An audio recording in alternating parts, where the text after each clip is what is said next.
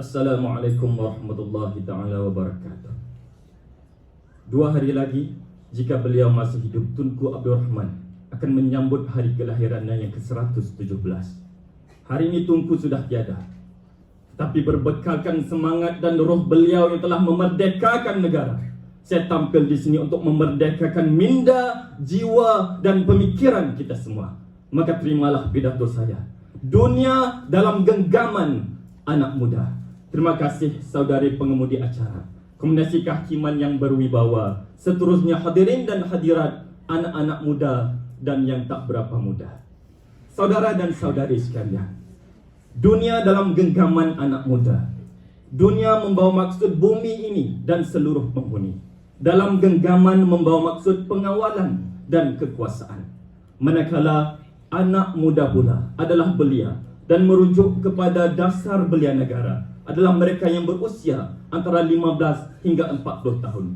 Dunia dalam genggaman anak muda berkehendakkan saya untuk menyampaikan kepada anda tentang kehebatan anak muda yang telah mencorak dunia dari dahulu sejak zaman berzaman sehingga sekarang. Maka kita akan menelusuri 4 perkara utama. Pertama, lanskap politik dunia.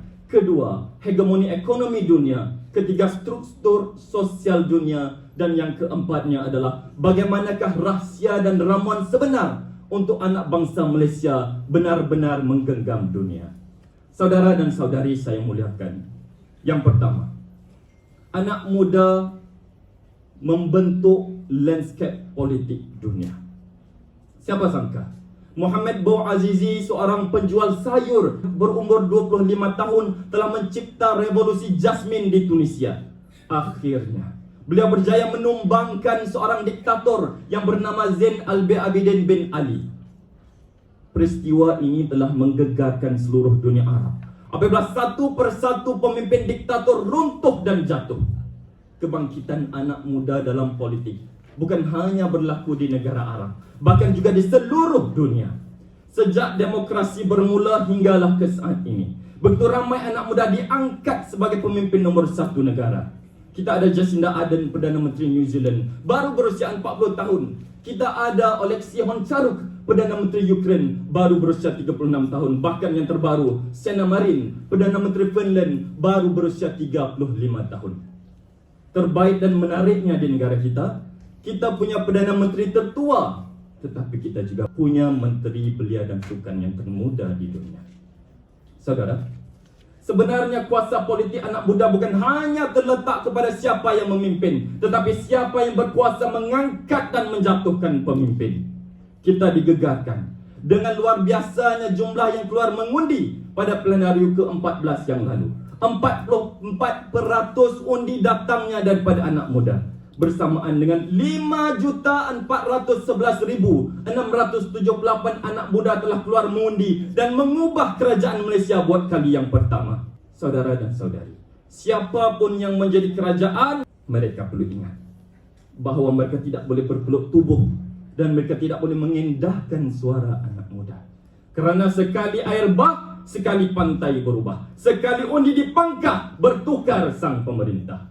Saudara dan saudari sekalian, kedua, membina hegemoni ekonomi dunia. Tanggal 1961 telah dibina tembok Berlin memisahkan Jerman Timur dan Jerman Barat. Akhirnya ketidakadilan ekonomi berlaku apabila Jerman Barat semakin kaya, Jerman Timur semakin mundur dan ketinggalan. Tidak kurang sedikit yang dibunuh kerana cuba menyeberang tembok mencari kerja meneruskan hidup.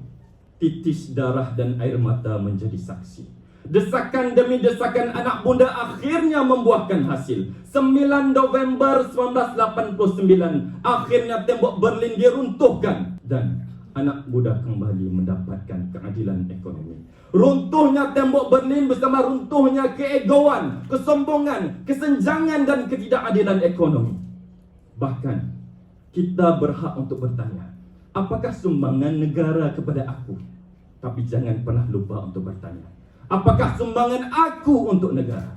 Kerana saudara, di zaman digital ekonomi ataupun ekonomi digital ini menyuruh kita untuk sama-sama mencipta kerjaya, bukan sekadar mencari dan menunggu.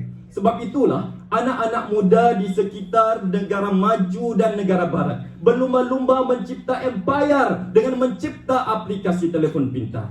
Kita semua kenal dengan Mark Zuckerberg, bukan? Gaji tahunannya adalah sebanyak 15 bilion dolar. Bersamaan dengan sesaat beliau dibayar 475 dolar walaupun tidur, walaupun jaga, walaupun ketandas. Anak-anak muda di barat, puluhan bahkan ratusan, telah bergelar jutawan dalam ekonomi digital di mana mereka tidak lagi mengharapkan kepada kerajaan.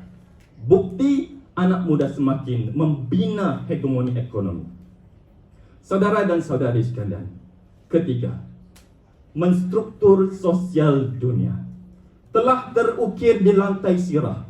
Persaudaraan Qabil dan Habil akhirnya musnah kerana sifat benci dan dendam.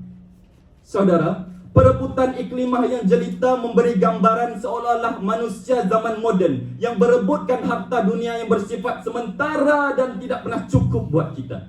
Cerminannya hari ini, manusia begitu sibuk mencari planet lain untuk dihuni, mereka lupa untuk menjaga bumi ini. Manusia sibuk mencari penawar virus yang tular, mereka lupa untuk makan makanan segar dan halal. Saudara, serangan virus corona adalah satu tamparan kepada manusia yang engkar pada firman Tuhan.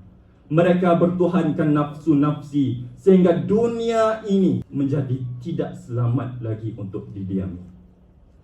Saudara, tiba-tiba muncul seorang aktivis alam sekitar muda, Greta Thunberg, cuma berumur 17 tahun.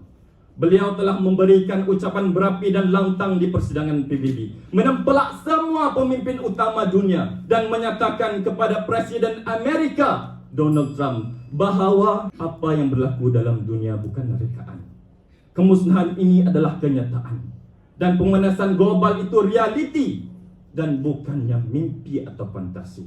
Ratusan bahkan ribuan anak muda telah lahir sebagai pejuang kemanusiaan dan juga aktivis alam sekitar.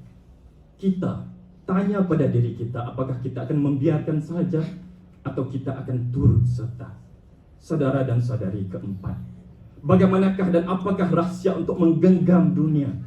Menggenggam dunia bermula dengan membina negara, dan membina negara ini bermula dengan membina jati diri. Tapi sudah cukupkah jati diri kita? Kerana yang dilihat anak muda begitu hendak berseronok, berjoget dan bergelek TikTok, hisap vape atau rokok, tak kira bertudung atau bersongkok.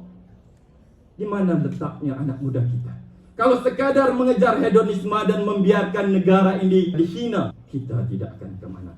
Sebab itu perkukuhkan jati diri dan majukan negara dengan acuan kita. Kita juga pasti menggenggam dunia. Tanggungjawab ini di pundak dan jemalah saya, Anda, dan kita semua. Sekian, wabillahi taufiq wal hidayah. Wassalamualaikum warahmatullahi wabarakatuh.